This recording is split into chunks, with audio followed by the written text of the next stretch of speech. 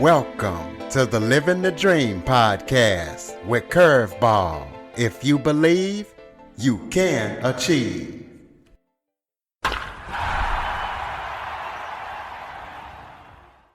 Welcome to the Living the Dream with Curveball podcast, a show where I interview guests that teach, motivate, and inspire. Today, I am joined by David McGee. He is the founder of Another Angle Consulting, which is a global advisory firm committed to helping individuals and organizations grow through the integration of neuroscience, psychology, and mindfulness coaching. So we're going to be talking to David about everything that him and his firm is up to and going to be up to. So David, thank you so much for joining me. Thanks for having me, Curtis. I'm thrilled to be here. Why don't you start off by telling everybody a little bit about yourself? Sure. So I'm the CEO of Another Angle Coaching and Consulting. And the intro you gave kind of sums that up to a T. I got here from a bunch of trauma that I had as a child, and I've processed that through time of my dad being manic depressive and making a lot of decisions that really hurt me and my family. And learned at a young age of holding on to pain and grief and trauma is not a great way to live. And instead of holding that pain in, which I did for years, went through the process of learning to look at it. It's where I got my company name from, Another Angle Consulting and Coaching. How could I look at that from another angle outside of what happened to me? And I was able to find peace when I asked those questions, that I was able to kind of realize and sum up that my dad never made any of those decisions with any intention ever to hurt me directly. He was in a corner the way he felt of how he was, and he made a bad decision. And when I thought of it that way, I was like, man, how could anyone not get that? I don't think we ever really go out with the intention to hurt people. It's usually we're forced into a situation and we don't know what else to do. And when we're stressed and in that negative brain state, we can make really bad decisions.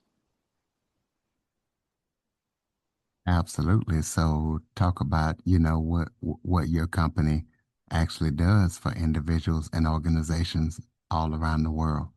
Yeah, you got it. So we're a consulting and coaching firm.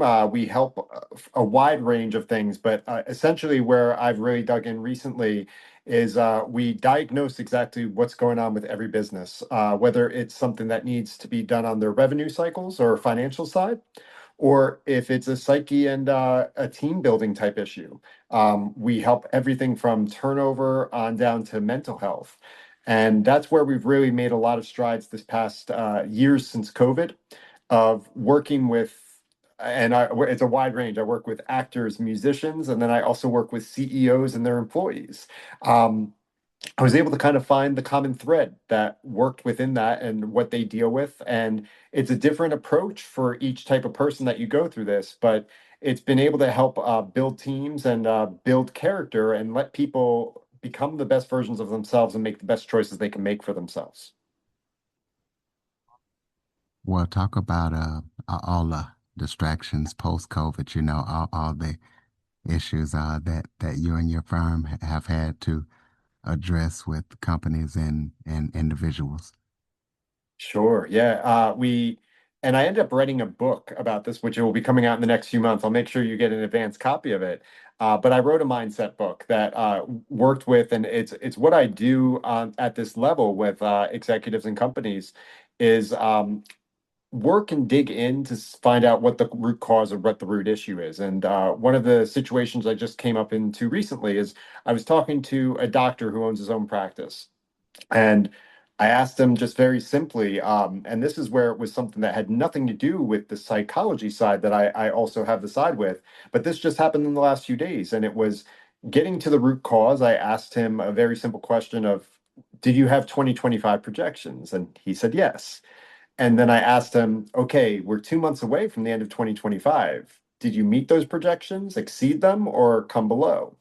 And he let me know that they didn't meet their expectations and projections of where they had looked at everything.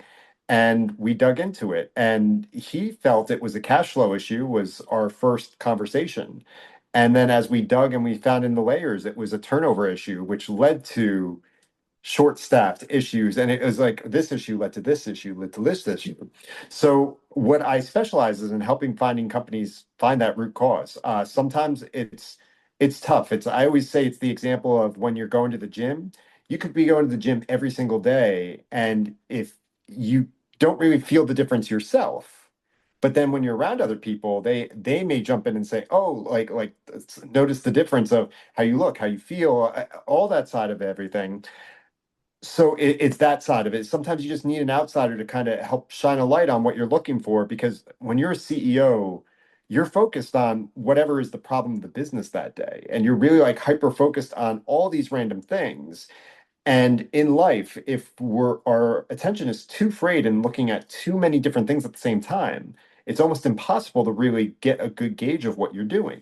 So I help shine a light on some of the things that haven't been looked at. And I always say every part of your business is like a garden that you got to flower and you got to water. And this is actually in life too, is what you think about and what you put your attention to are the flowers you're growing in your mind, and the planting that you're doing in that. And if you ignore it, you're going to have issues, and you're going to have those things of, okay, if you don't deal with things now, then you'll have to deal with it later. So it works on so many different levels. But yeah, on the CEO and on the coaching side with businesses, it's been a real fun ride lately, since COVID, because it's not as serious anymore. And I think for a long time, a lot of businesses was using COVID as the excuse of why things weren't going right.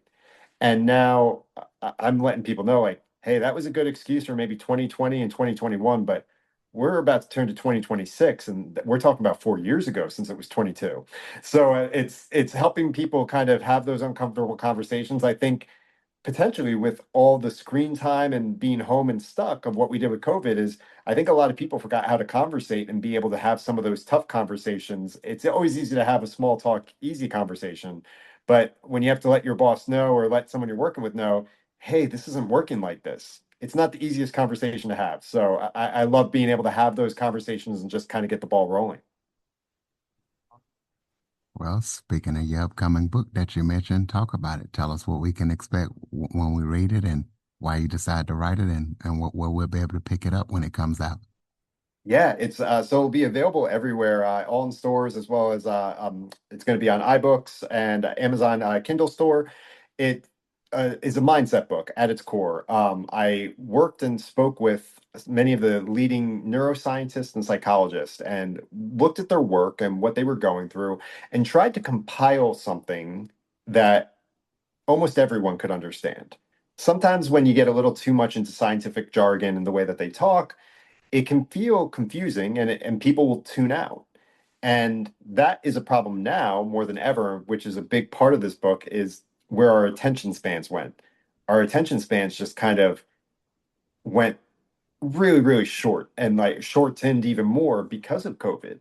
It's one of those things of, if you were just doing nothing but binging TV and cheap dopamine on your phone and kind of doing that everything of like everyday cycle of scrolling and doom scrolling, it kind of fell into that pocket of you have a really short attention span. And I notice now with people, if you really can't get their attention, it used to be an age-old thing in advertising where they said if you can't get their attention in the first 20 to 30 seconds, you're lost. And now I think it's 5 to 10 seconds, that if you don't have that, people are willing, because that's the content they're getting on their phone, if you swipe to the next thing if you're not interested in it. So if you can't make that quick impact, you need to realize where you're jumping to. And that's what happened a lot of people in life, is that they're ignoring some of their problems, they're ignoring some of what's important to help them develop and become the best version of themselves, because they don't have the attention span to really go through it. And anything with the mind, attention span especially, to focus, to think about something, it's a skill. And if we're not doing it frequently, we lose that skill. So a lot of doom scrolling and stuff, it has almost that direct impact of, it can really affect that attention span of what you're dealing with on a second to second basis. Let's take a quick break.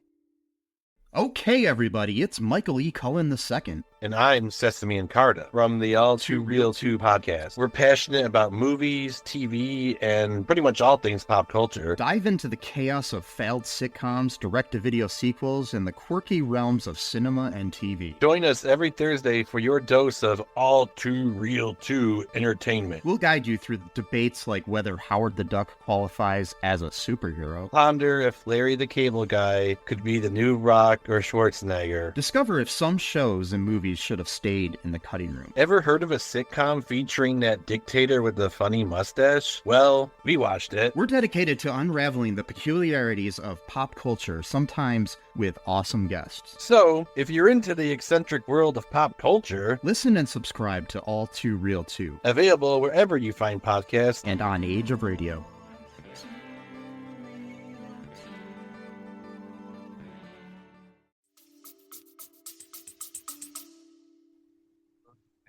Okay, well, talk about what you and your firm are doing to help companies, navigate the noise. You talk about how you help them navigate the noise, whatever that noise might be in that particular situation.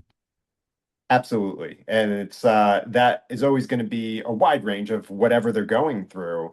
But so much of what we go through is we think thoughts that are they say commonly in psychology circles that by the time we're 35, 90% of what we do is automated. It's our default mode network.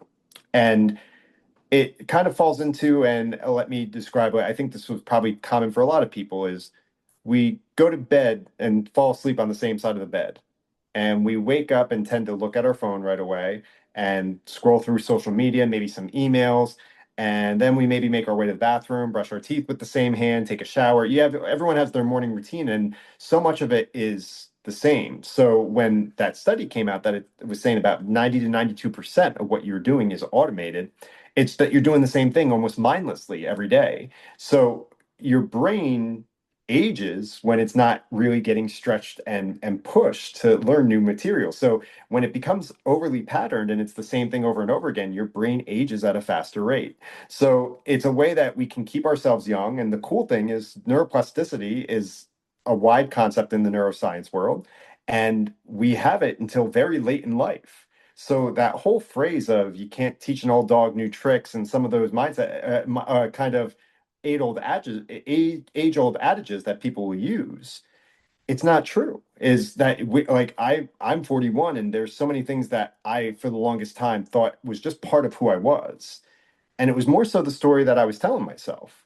And what I find is a lot of people who are stuck in this kind of default mode and just kind of autonomous type life is you think the same thoughts, you feel the same feelings, you kind of do the same thing over and over again. And it's almost like a glorified Groundhog Day. If you ever saw that movie, that you're just stuck in that loop. And it's finding ways to break outside of that. And for some people, it's making drastic changes. But some people, I really coach, do minor, small changes, little things that you can really take advantage and prime your brain to really enjoy as much as you can in life. When you're in that automatic type mode, a lot of people almost prime themselves and prime their brains to be really living a life that they don't even like. And it's just scary that I really feel a lot of people live like that. And that's not the only way. I think we get kind of stuck or scared of change, scared of anything else, and we just think this is the way. So what the mindset book really I wanted to accomplish, and I geared it to make it that so many people could understand that it was very broken down in very simple terms. And I made it so that anyone from seventh grade on up can read it and have some type of effect. If you're an adult, I think it's going to have a bigger effect. But I think some of those kids in that seventh, 12th grade mode, they missed a lot going through COVID and being stuck at home, whether they missed their high school graduations. Some missed their high school and college graduations. And you just really miss a lot of that camaraderie you had growing up. So what the book walks through is so many things that you can do to kind of catch up and be able to reconnect with people and get those communications going again. Well, so people know how qualified you are in this space, if you can talk about some of the organizations that you have worked with worldwide. Sure. I've worked around with many colleges across the country, as well as their neuroscience departments, as well as psychology departments. I'm the first person to say I am not an expert. I became obsessed learning about this stuff because of the impact it had on my family. And I realized how much lost potential I had and that I didn't capitalize on in my 20s and my 30s. And it all clicked for me. And I was able to kind of figure it out and figure things out. And while I was doing that and learning about neurosciences, I would speak to these professors and the doctors who are in their fields and really kind of get a gauge of what's happening because I never understood the scientific, like, when I was saying scientific jargon, that was my side of I didn't understand it. I would tune out. So I use that as a thing because I know when I started talking to other people and I started talking to college students and going through, they were kind of telling me the same thing that I experienced. So I wanted to find a way to really simplify it as much as possible and really just have a positive impact for whoever wanted to kind of make a switch of how they were thinking, what they're doing. If you're in that mode of you kind of telling yourselves the same things over and over again, and anytime you want to try to do something new, you get an idea and an inspiration, and then immediately you get those limiting thoughts and beliefs coming through of I can't do it. I'm going to fail. I always fail. And I thought I was different and I don't know. I didn't think other people thought like that. So I bottled it for a long time. And what I found going out into the world more and kind of traveling around the country and different countries is I wanted to get a feel of what people were actually going through. And as I started talking about this, it was something that really kind of stuck. And I did a couple podcasts and I had people reaching out and it was really starting a conversation, I guess, that I had lived and I went through, and thought that it was actually helping somebody. I really wanted to do that as much as possible. So I always lead with, I do not have a doctorate. I am not an expert in this field, but I talked to some people, and I'm referencing when you're talking about near the top, going through the studies of Joe Dispenza and Tara Swart. Joe Dispenza is a big.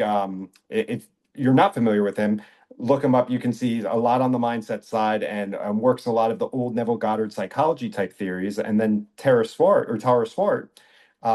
is a neuroscience doctor with MIT and is one of the leaders really in the world of what she does. And it really breaks down of how we think and what we do in our brains of we can really make such huge impacts by doing small things of leading ourselves and priming our brain for the positive.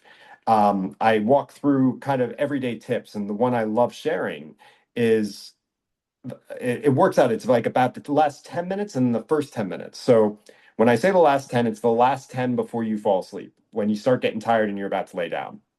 And then when I say the first 10, it's the first 10 after you wake up. So on average, in those 10-minute frames, our brain is really close to a theta state.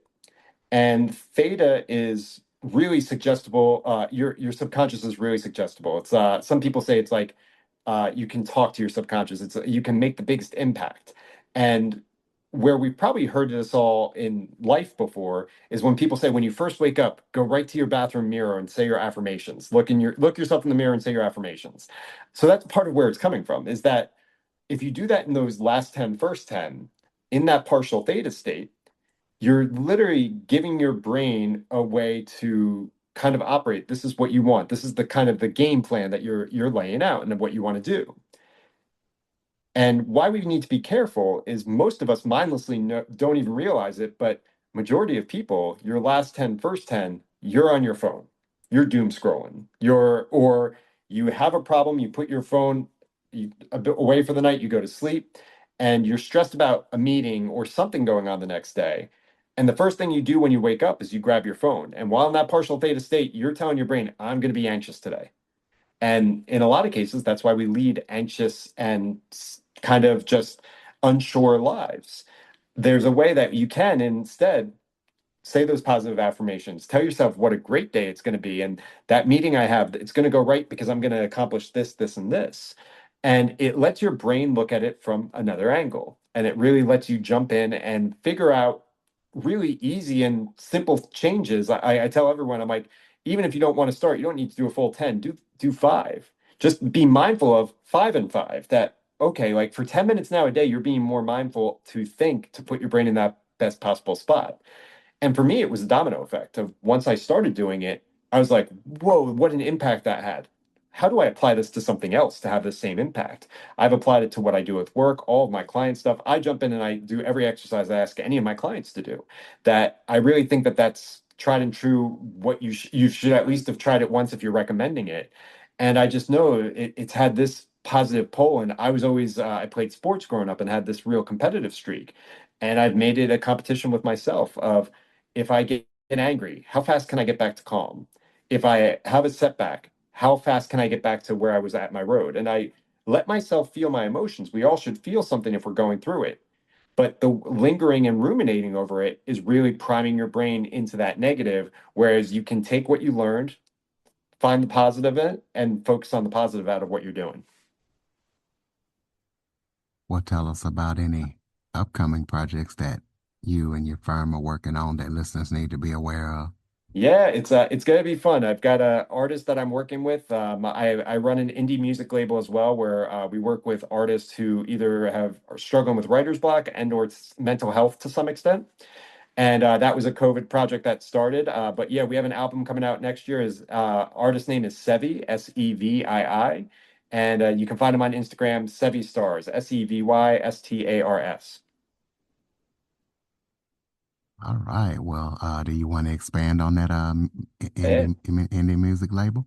Absolutely. So it's a part of my Another Angle Consulting. It's just something else that we do. I really tell everyone if you have a passion in arts, business, sports, anything along that line, our firm can help you. Is we work with through that stuff, and from the range of writing a book, we've written a screenplay that is being developed into a potential TV series, and we also wrote a music album. So it's a safe place to create, and we've got a really cool team. No matter kind of what your niche is or what you're kind of looking for, we have different ways and avenues to help get the best result and help you become the best version of yourself.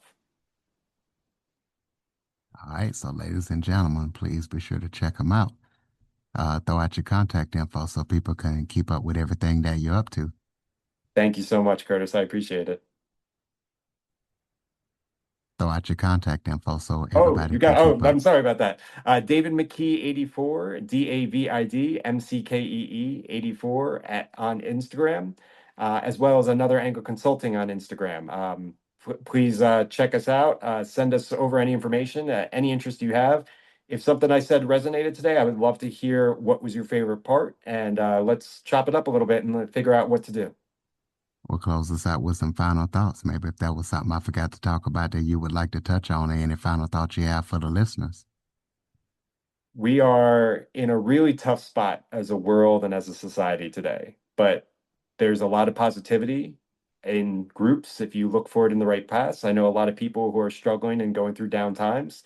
There are better ways. There are ways that we can get through this and become better versions of ourselves.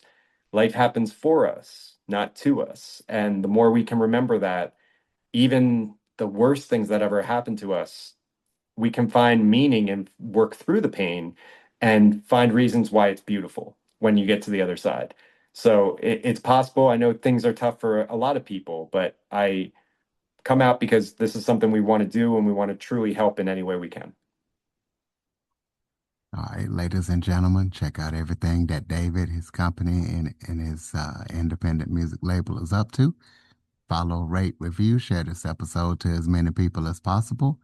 Follow us on your favorite podcast platform. If you have any suggestions or feedback for the show, or you or someone you know want to be a guest, please visit www.curveball337.com. Thank you for listening and supporting the show. And David, thank you for all that you do, and thank you for joining me. Thank you so much. I had a great time. For more information on the Living the Dream with Curveball podcast, visit www.curveball337.com. Until next time, keep living the dream.